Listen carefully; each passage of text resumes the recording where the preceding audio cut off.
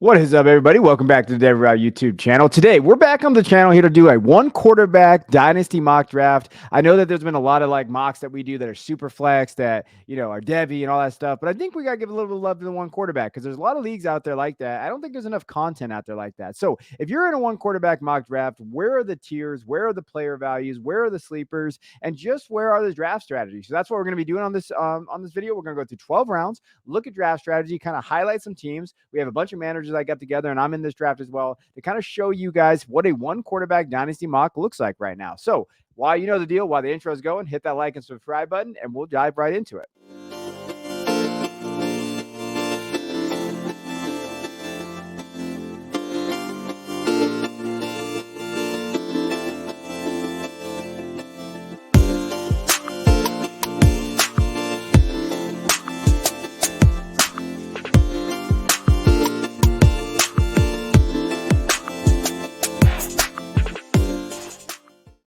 All right, so let's dive into this thing. Like I said, it's going to be one quarterback mock draft with sleepers, tiers, and player values. Got to throw my boy Jonathan Taylor up there because I don't think he gets enough love from this. But let's get into it and let's kind of talk about what we own. So we're going to go through rounds 1 through 3. And like always in these, I like to just do things a little differently. So you're going to see the big board up there. You can always pause it and take a look. Okay, where's our values at? And I'm going to kind of go through some biggest things. So biggest value change, our favorite pick, and just going through it. So when you're looking at the board overall, you're looking at Jefferson, Chase, and Lamb, right? So those three guys are pretty much going 1, 2, 3 in every one quarterback mock that I've done.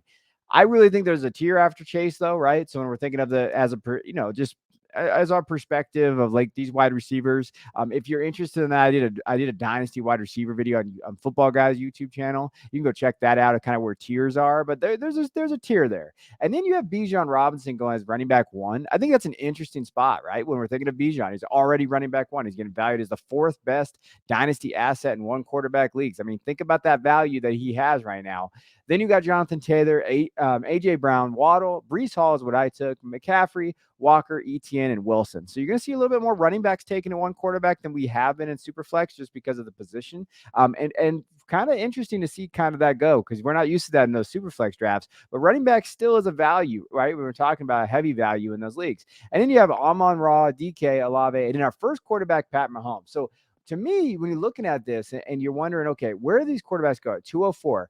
Are we getting back into where quarterbacks really matter in single quarterback, right? Are we talking about like, hey, where we're not going to wait on these guys anymore? We're going to go get them, especially in Dynasty, right? We're not talking about redraft, but in Dynasty, it's like, hey, we need to go get them because we don't know necessarily like if we can wait on these guys anymore. And when you're looking at it, Mahomes last year averaged 25.8 points per game, right? So we're looking at that.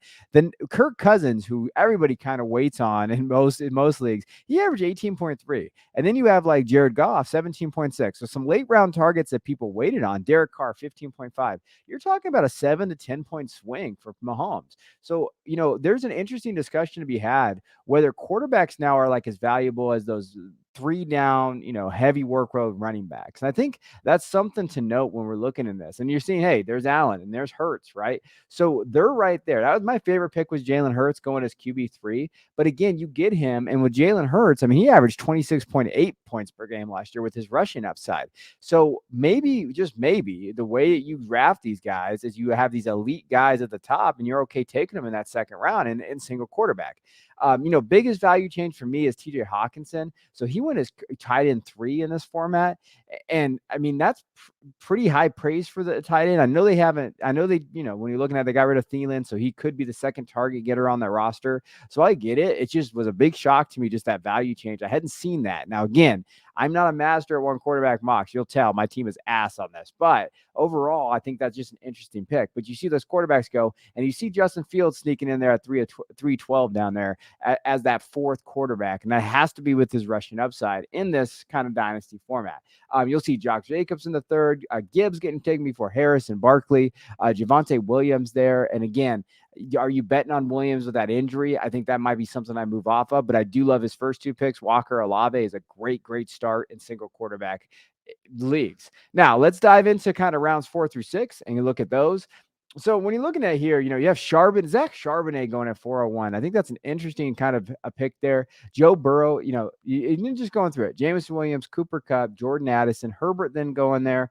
Then you have McLaurin, Judy, Eckler, Moore, Adams, and then you just keep moving through, right? Stevenson, Lawrence, Dobbins. I think Lawrence is a great pick there. My favorite pick, though, is Lamar Jackson. If you can get Lamar Jackson in the 5th round, and I know the contract extension, all that stuff's going there, but in single quarterback, you could take Lamar in the 5th, really stack up on some good talent 1 through 4. And then later, if you need to grab a QB just to kind of solidify that QB room while you're waiting for him to come back, if he doesn't play, maybe he holds out or whatever the case may be, I still think in Dynasty, that's not a bad play. I do want to highlight Christian Watson. Getting taken in the 6th round, that's a different value change for him, right? So he's getting taken before Ayuk, Deontay Johnson, Marquise Brown, Ridley, Kirk, Godwin, those guys. So, where do you have Watson? I mean, I think maybe I'd take Watson ahead of Burks, just based on maybe their situation, but Green Bay could add a wide receiver. I know in a mock that I just wrote for football guys, I had them taking JSN, so that would definitely hurt Watson's overall value. But again, you're going to see one big thing about 4, 5, 6, a lot of blue, right? Okay, so you're seeing a lot of wide receivers taken in these rounds and a lot of quarterbacks mixed in there, not a ton of running backs. So you saw the running backs really go off the board the first 2 rounds. So that's something to note while you're getting into your dynasty mock of where the value is at and where the tier breaks are, right? And hopefully, if you do it like I do, what I do is I have a spreadsheet of quarterbacks, running backs, wide receivers, tight ends, and then I basically have tier breaks for each single one. So like when I notice a run coming or the middle of a run, that I can kind of pivot in my startups. And that's, I think, the best way to do it. Now, let's go to round 7 through 9. So when we're looking at round 7 through 9, this is basically just I'm going to take some shots here at maybe some older players and my rookies, right? So, looking at Zay Flowers going there, Rashad Bateman in the early 7th round. I like Deshaun Watson there in the 7th round. That's actually not a bad play in terms of like waiting on quarterbacks.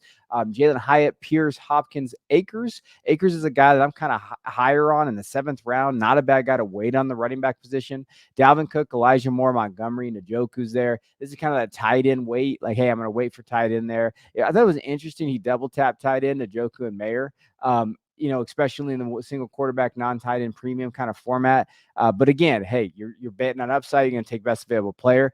Biggest value change to me is Joe Mixon. So, people are really down on Mixon, and seeing him go in that 8th round range, I still think he could have an elite year this year. I know people think he's going to get cut. I don't know if he's necessarily going to based on their salary cap. He could still have a good year, right? So if you can get him in the 8th round with Henry and Aaron Jones, those guys in that cluster, and have a good solid year and kind of go try to win it, don't hate that strategy based on how these teams kind of rebel. We're going to look at that. Favorite pick to me is Anthony Richardson because it's a total just ceiling play. I'm going to go take him. And I love that risk, right? 9th round. I'm going to load up on these dudes and just go take Anthony Richardson and hope he gets top 10 draft capital. And I think that's showing having some balls, right? And I like that. I like that kind of draft strategy. I enjoy that. I think that if he hits, you're really, really locked into having kind of a contender year in and year out based on how you draft. Going through it too, A.J. Dillon getting drafted 1 round later than Aaron Jones. Tyjae Spears is there. Sutton getting drafted in the 9th round way later than Jerry Jeudy. So when we're thinking of like where the value may be there. And then Kayshon Boutte, Zach Evans, some of these guys at the end of this round of like, hey, where are these guys supposed to be going based on, their capital. And we're a little worried about them. There's some red flags. So I think like when you're figuring out where the red flags are in this one, 7, 8, 9 is where you're going to see a lot of red flags being taken, and you're just taking that shot, that upside. Now, the last 3 rounds here, rounds 10 through 12, again, you're going to see some biggest value change. Trey Lance going in the 12th round now. So I think that's a huge one. Like if you want to wait on quarterback and you can get Trey Lance in the 12th round and you're just like, hey, that's my 0 quarterback guy. I'm just going to wait. And bet on upside. That's kind of like Richardson, but 3 rounds later with already the draft capital. I know he's been injured. I know there's some question marks there, but that is an interesting strategy, right? And so that's something I wanted to highlight. My favorite pick is Trey McBride, getting him in the 12th round. He's someone I highlighted. It could be the tight end, obviously probably the tight end one with Ertz coming back from that ACL, but even then he could be the second target getter on that roster. So when you're thinking of that, you're excited about that prospect of him being that number 2 guy. So Trey McBride is interesting. If you pause it and go through it, Waller going to the 10, Schultz, a lot of value at that tight end position in rounds. It's not 10, 11, 12, right? So you're going to see here Dulcich, Komet, Darnell Washington, Knox, Chig, like all those guys are going around there. A lot more running backs in this round. So you're going to take some shots on some of these veterans, Singletary, Gibson, Jamal Williams in New Orleans now. Zeke doesn't have a team yet. Madison. maybe some rookies sprinkled in there. You have Kamara, Penny, Abanikanda, Gray. Like, so you got some rookies sprinkled in there with some vets.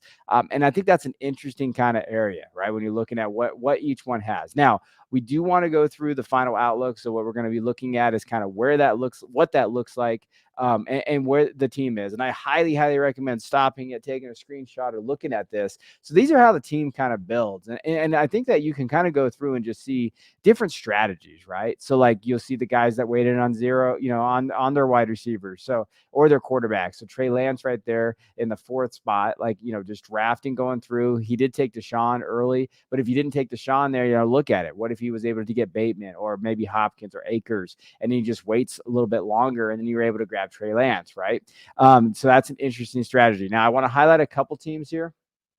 I really like this team, Gingerbird's team here.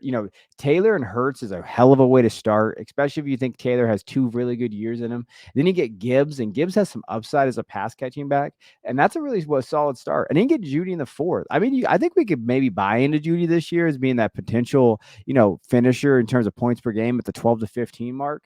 Pickens is there. I think that's a value play. I understand it. I know I'm trying to pivot off of Pickens.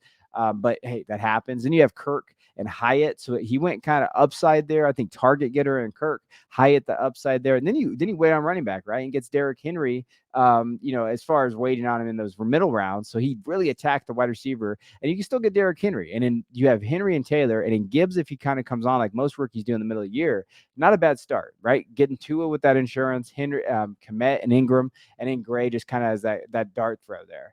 Now, the next team I wanted to highlight here, B. Kane had a really good team. CD and Devonta, really good start because you get a wide receiver 1 and a wide receiver 2, and a low-end wide receiver maybe 1 with Devonta. Hawkinson, again, if he matches that production, he's that tight end 2, or excuse me, that target 2 getter on that team, tight end 1. I don't hate it more. Then he gets Jackson and Dotson and Bateman. That's a legit start, man. And then he just heavy goes running backs. Jones, Pacheco, Robinson, Williams, and Madison. I don't hate that build, right? And that's not that's a fun looking build. And I wanted to highlight this too as a 0 running back build because, hey, there's always different ways to build these rosters. And then I wanted to show, when you're looking at this team, I thought this was an interesting output here. ETN and Metcalf's not a bad start. You're looking at pass catcher, and then Metcalf does have those boomer bust weeks, but he is a wide receiver 1 in dynasty formats. Then you get Kittle and Burrow, maybe a little early for Kittle, but again, if you go in that tight end position, I get it. You get Burrow, Treylon Burks, and Ayuk, and then you get Monty, and you're like, hey, I'll just pair him there. Hopefully he gets the Jamal Williams workload. Cooper Boutte might have been a guy that I passed on just based on his red flag so far, but Penny is an upside play at that spot with Mechie and with Brandon Cooks leaving Houston. Interesting kind of build. But those are the builds I wanted to kind of show you just to see how they are. There's definitely other builds on here that you can look at. And if you wanted to go through my roster, and I didn't really want to highlight it because it was so bad, but you have Brees and Kyle Pitts. My thing there is like Kyle Pitts could break out, and you're looking at that tight end 1 with Hall. I grabbed Debo just because I felt like I needed to go wide receiver there. And like, I felt like, hey, maybe he, elite in the next 2 years, get Addison, get that rookie in there with Tony Pollard. I do think they're going to add a running back though. So again, you're looking at a limited running back too. I think Akers is a value there. And then you have Dak Prescott, who I think is pretty undervalued at that spot. Then I went Juju and Tyjae Spears and Cooks and Myers, just kind of going high upside here, trying to grab some guys that I like that could get targets. And that's kind of how I looked at it from that perspective. But hey, I appreciate you guys tuning in. I hope you guys enjoyed a 1 quarterback dynasty mock. I know I enjoyed it. I got to dive in a little bit more because that team was not up to my standards. But I don't play in these leagues. But I think it's fun to kind of look at it and see, like, hey, if you don't play in these leagues and you maybe get invited, come take a look and see how the builds go, because you don't want to build something like I did. So I appreciate you guys. Hit that like and subscribe button. Let us know how we're doing. As always, check out the Patreon. Check out the other stuff that we got going on. We always appreciate you guys here. So thank you guys. I'll see you guys next time.